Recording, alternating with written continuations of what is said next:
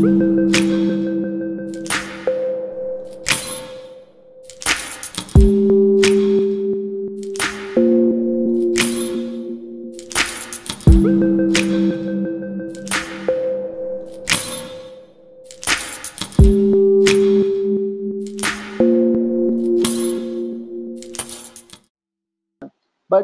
like I was growing up, and this feeling kept becoming stronger. Neha, this feeling kept becoming stronger, that I wanted to see a woman in the mirror, and what I could see a very shattered sketch of a man, which I did not want it to become. As the puberty approaches, there were a lot of bodily changes which were happening inside me, including body hairs, and I could see my friends who were there in the school. They were becoming a beautiful rose. They were having contours, and they were having breast, and they were having a very smooth skin. They were becoming fairer. Their hairs were getting stronger, and I wanted to have all those things.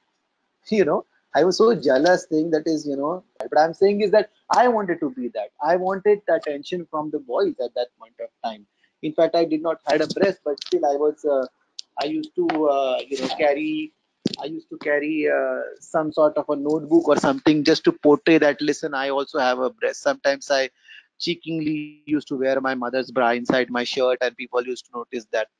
But this was coming very naturally to me. But what was not coming naturally was the hatred from the people, because people were trying to put me into the binary genders. So they were not willing to see a person who is traveling in between. It was extremely cultural shock for them, especially for my teachers who had given up on me, and also my schoolmates.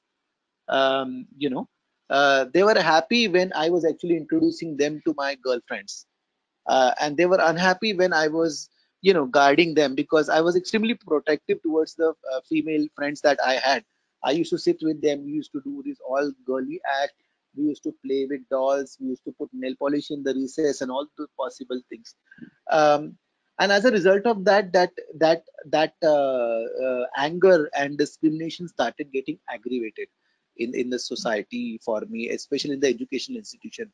What was there for me? I had house, and I had educational institution, right? So the hatred in the educational institution was also increasing. There's a saying that is, when a girl comes to a bloom, a society comes to know before their family members. So society starts noticing more changes into the girl rather than me. The similar way, lot of people who are from my neighborhood and my society were understanding what I was going through. They knew that I am a different person, but my mother was not noticing me.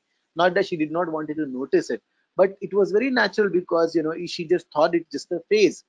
I'm effeminate and it's just a phase, it will pass on. And she used to always keep saying this to me, that is, if you get married, everything will be fine. Don't worry about it. Just try to make sure that you control your mannerism.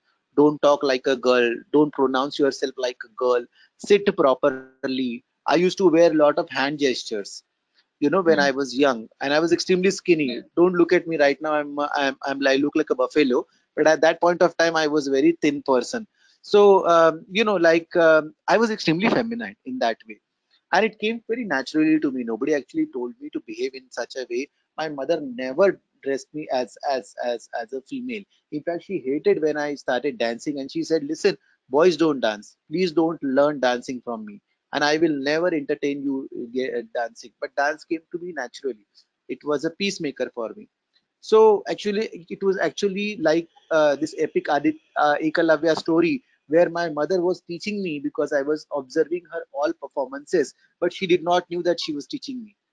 I used to exactly copy her dance step. I used to exactly copy her mannerism when she was not there at home, and this continued for almost, say, 15 to 14 years, that way, right from the age of 5 to 6 years till almost I became an adult. But before that, what happened, that in the school, as I mentioned to you, the hate was getting aggravated. A lot of boys were uncomfortable that I was behaving like that. They wanted to teach me lesson. As a result of that, what did they do? These were older boys, like they were in 10th standard or something, like I was in 8th standard or something. And in they actually uh, said something false to me, like gave a wrong information to me, said that is, principal has called me or somebody, blah blah blah, friend has called me and I've been invited over there. And I went there with these one or two boys. There were other boys who crowded me. They actually, they caught me, they got hold of me, they ripped apart my clothes, they tried to say all the bad words possible on the live, which I don't even know meaning about that, but most of their bad words was about my mother. All the galis and all the bad language that they were using, they were actually abusing my mother and father for having a child like me. It didn't stop there. They stripped me, and it was not for a sexual pleasure. They just wanted to know my genitals. After seeing my genitals, they started abusing me more. It didn't stop there as well. So one of the person actually went and got a foot ruler, which is made up of a wooden, and he actually tried to insert that foot ruler inside my anus. I was bleeding. I was without clothes, and I was in an alien space which I didn't know where to go.